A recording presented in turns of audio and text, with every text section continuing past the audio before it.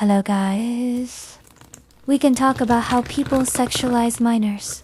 Like, who cares? If it's a fictional character. But there isn't much age gap. IDGAF. Let's take Lizzie as an example. Her OC is like around 0.18. Like, good, you're super at drawing comma.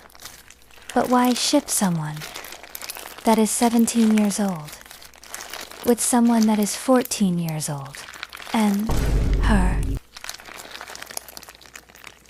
Let's not talk about her, by the way. Saya.